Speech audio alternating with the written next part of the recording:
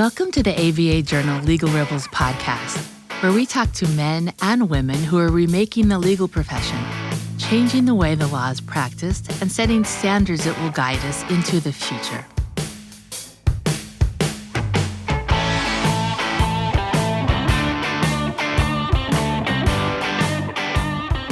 Stacy Stern sometimes doesn't quite sound like the person in charge of revenues among her other roles in a for-profit company.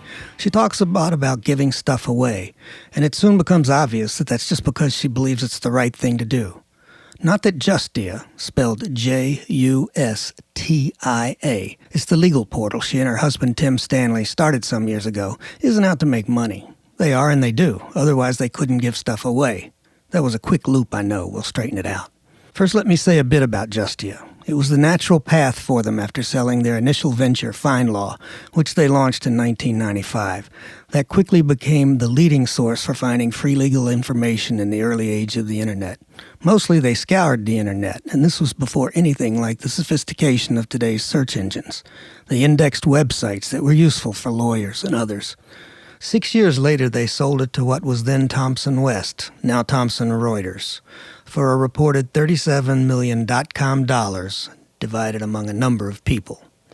They continued to work there, but eventually walked away after disagreement over the mission. They won't discuss details, but the site had morphed into one primarily for providing free legal resources to non-lawyers. Stacy and Tim launched Justia in 2007, and they refined and expanded the effort they'd started more than a decade earlier. They emphasized marketing for lawyers and law firms, with directory listings and hosting websites, both free stuff and premium versions, and ranging from case law to opinion summaries and searchable directories of thousands of law blogs and legal Twitter posts, and more. He's CEO, she's president. The company is known to some for doing a lot of pro bono work and philanthropy. It has more than 100 employees, with its main office in Mountain View, California, a high-tech haven, also a heaven, given the views and ambiance, and home to a number of .com leaders like Google. Tim is heavily involved on the tech side. Stacy focuses on revenue, client operations, legal portal content, and community features. Both went to Stanford University and to Harvard Law School. Stacy says Tim gets embarrassed when she talks about how smart he is. We might smile at that, given that she has a Phi Beta Kappa key and was on Harvard's Environmental Law Review. Welcome to the show, Stacy. Thank you for having me. It's great to have you here. Well, let me start with this. A lot of companies have stated missions or visions or purposes, and things like providing high-quality products, making life easier for customers, maybe just increasing shareholder value. What is Justia's mission, and how did you come up with it? Justia's mission is to advance the availability of legal resources for the benefit of society. We're all required to abide by the laws of the country that we live in. And Tim and I feel very strongly that we should have access to be able to read those laws so that everybody who is required to abide by the law can get access and read it. So we want to put lots and lots of free legal information online, and that's what we've been doing. And our mission is pretty encompassing. It also encompasses resources, for example, helping individuals and businesses find lawyers. We have a very large lawyer directory. We also help law firms with marketing resources so they can educate potential clients about their practices so that people can make good selections when they're looking for a lawyer. Tell us something about Justia's community features. Well, Justia has over 100 million pages of content online. It's a huge site, and we have several different communities on the site. For instance, we have Justia Ask a Lawyer, which is a section where individuals can go in and ask questions, and lawyers can respond. Lawyers can subscribe to this feature by practice area and jurisdiction that they're interested in responding in, and consumers can go in and subscribe so that if somebody answers their question, they see the response. We also have a case law annotation section of the site. So we do daily opinion summaries for all the federal appellate courts, all the top-level state courts. Some states like Texas have multiple top-level state courts. For example, Texas has criminal and civil top-level courts. And in California, where we're based, we do all of the California appellate courts in addition to the top-level California Supreme Court. We also do the U.S. Supreme Court. So we send out these summaries of the opinions that have come out at no cost. Lawyers and individuals can subscribe by email, by practice area, or by the court. And then these get attached to the case law that we put online.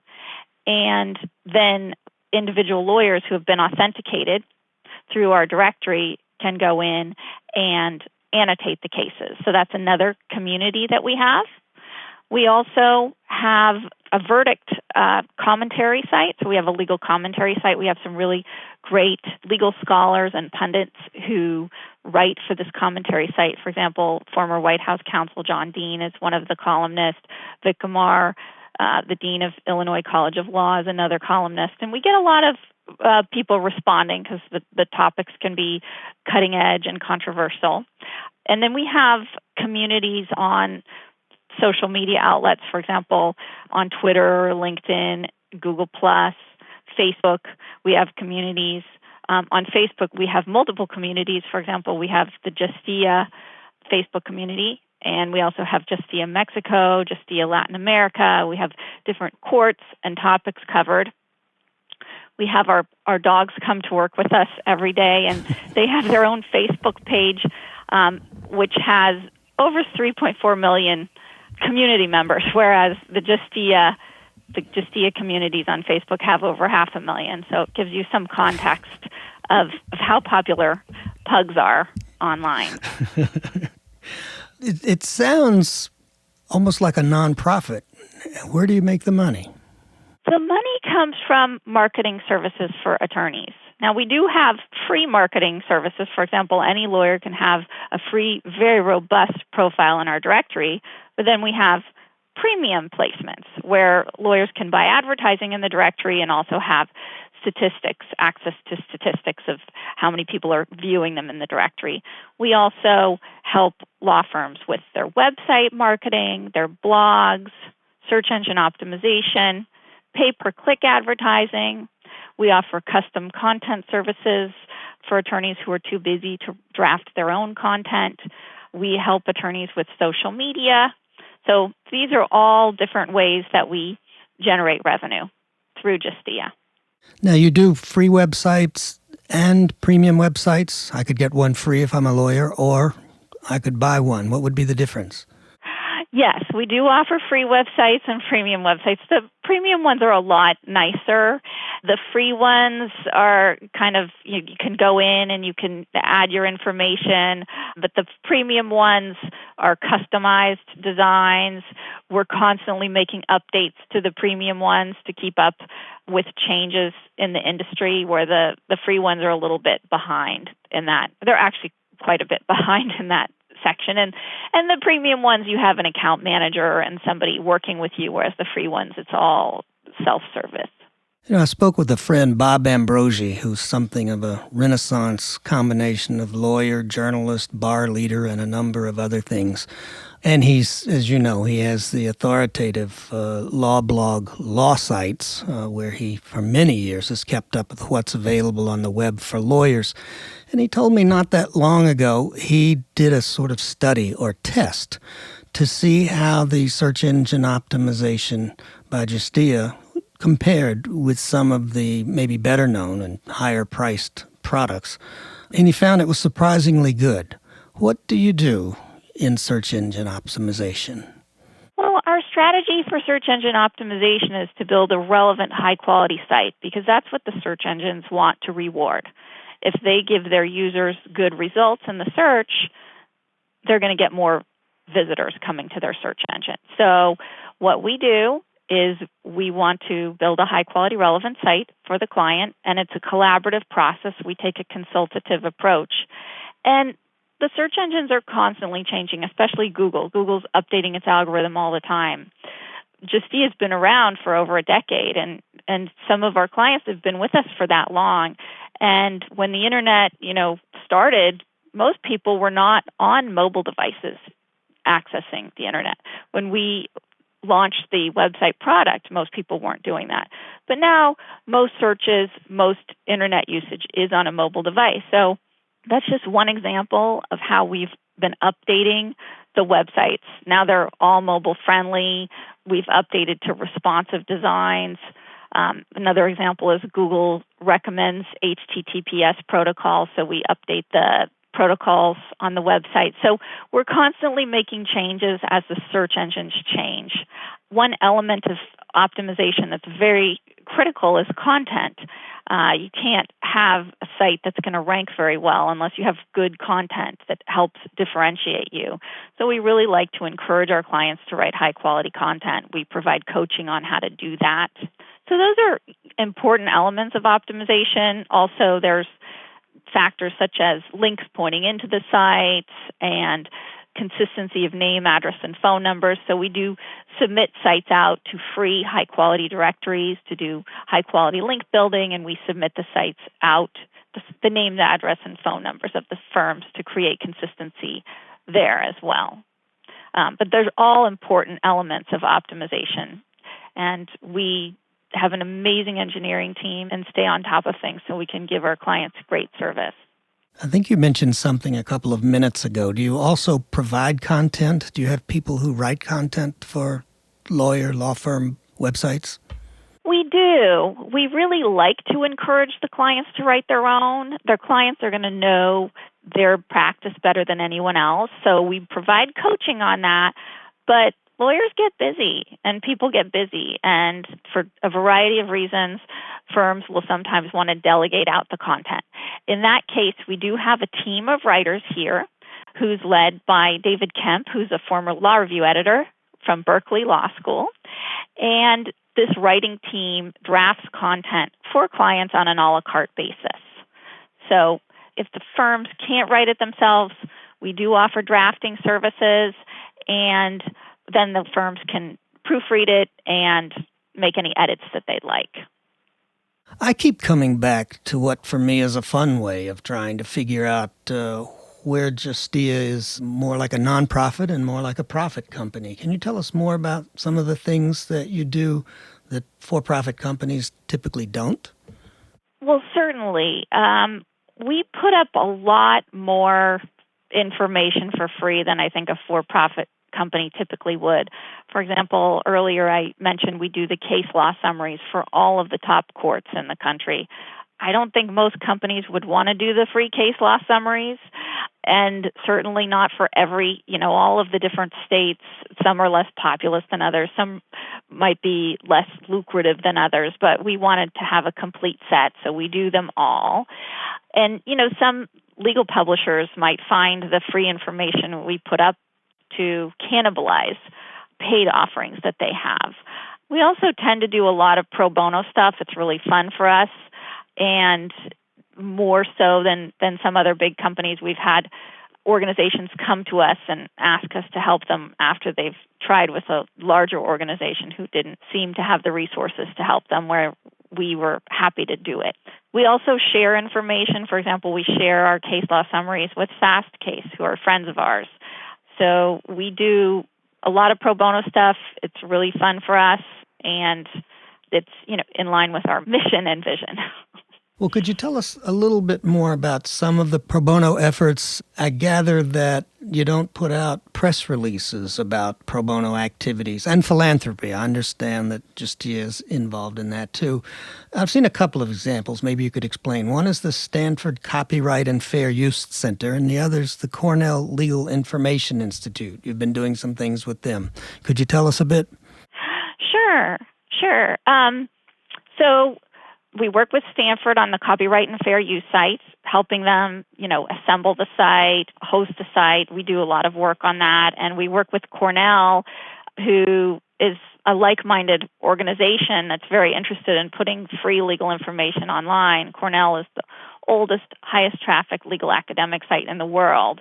So we assist them with technical things, sharing case law, sharing resources. We help Cornell with their lawyer directory. We also work with Cali, and we've helped the State Bar of Texas. We've actually helped the ABA with their blog search engine. We're working with some African countries right now on efforts to get lawyer directories for African nations going. So this is, it's all fun for us, and it's in line with making legal information easy to find. And we do occasionally do press releases, but they tend to be about the new resource that we're helping with, as opposed to saying, oh, we donated money. We don't do press releases about donating money to different organizations. We do help a number of organizations with financial support as well as technical resources. I understand that as well as providing websites for lawyers, premium and free, with various bells and whistles, that you also host blogs. And I'm wondering if that has been a particularly big growth area and what is going on there. Sure. Blogs are really just a special type of website that's updated in a chronological fashion. So a lot of law firms use blogs to demonstrate or reinforce their position as thought leaders in a particular area. They're a great way to attract press coverage if they're really high-quality blogs. Blogging got very popular, a few years back, I think, with the rise of other types of social media, that a lot of lawyers are doing other social media as well as or in replacement of blogs now. Blogging requires a lot of discipline. You really need to put up high-quality content, and it takes longer to write a blog post than a 140-character tweet or to do a Facebook post. Blogs are excellent marketing tools, and they work very, very well for law firms, but they do require some discipline in terms of getting the content written. Is Justia mature? You mentioned that it's now more than 10 years old. Do you have any specific things lined up for change or growth, or just making better what you already have? That's a great question, Terry. I wouldn't call Justia a baby right now because it has been around for over a decade, and we have definitely a client base. But one of the fun things about the internet industry is that it's constantly changing and evolving. So we are focused right now on the projects that we're doing, but we are also looking to grow in the future. And we are going to be, right now we have portals for the U.S., Justia generally, which is the U.S. portal, but we also have portals for most Latin American countries. And in the future, we're going to be adding more portals for other countries. And we'll continue to add more free legal information as the internet evolves and there's more different types of marketing opportunities for attorneys. We're going to be adding different new things that come into the mix. Sometimes there are things that we have no idea about right now that come down the line.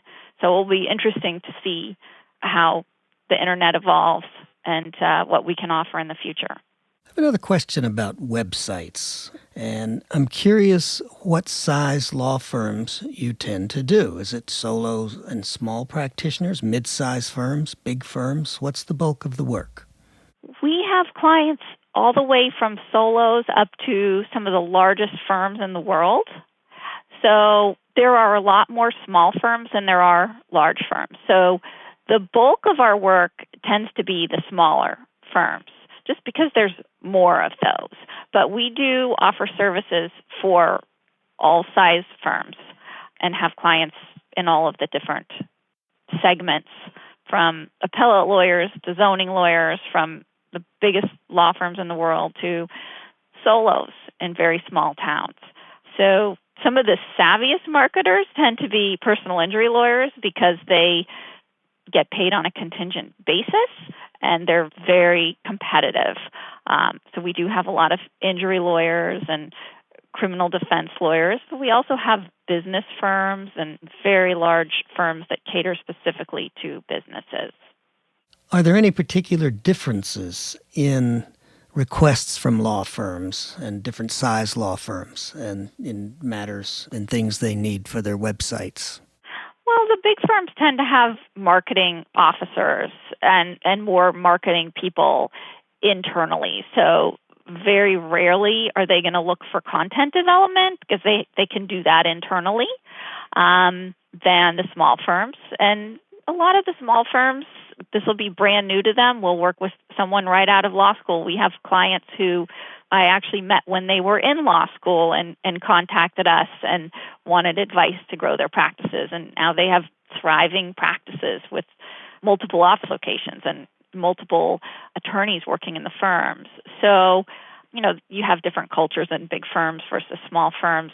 And you have some lawyers that are better at compartmentalizing litigation. If they're litigation lawyers, some lawyers are better at compartmentalizing that aspect of their practice than others. But we have so many wonderful clients, and we're very grateful for the opportunity to work with so many wonderful firms. And one more question, and this question comes to mind to a number of people who have just watched the development of the companies you and Tim have created over the years. And that is, after you sold FindLaw, you didn't need to work another day and you could just kick back on a beach somewhere. But you're still working. Why are you working at all, and why so hard at it? We really enjoy what we do. It's fun. We also very much believe in our mission as an organization. We want to put more free legal information up online. We want to help people make a difference in the world. We work with a great team, so it's a joy to come in and get to work with our team every day. And, when you continue to work, you get to continue to learn, which I think is very important. So for all those reasons, it's fun, we want to make a difference, and it's good for us. I want to thank you again for visiting with us today, Stacy. Thank you, Terry. It's been my pleasure. Thank you so much for having me on the show. Mm-hmm. And I want to thank our listeners, too. Come again for another episode of the ABA Journal's Legal Rebel Trailblazers podcast.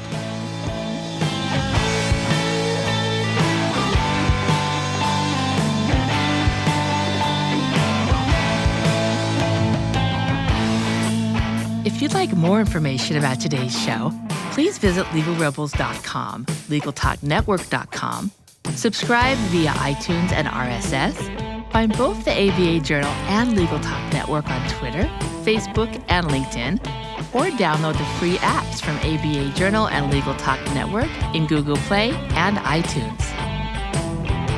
The views expressed by the participants of this program are their own and do not represent the views of, nor are they endorsed by, Legal Talk Network, its officers, directors, employees, agents, representatives, shareholders, and subsidiaries. None of the content should be considered legal advice. As always, consult a lawyer.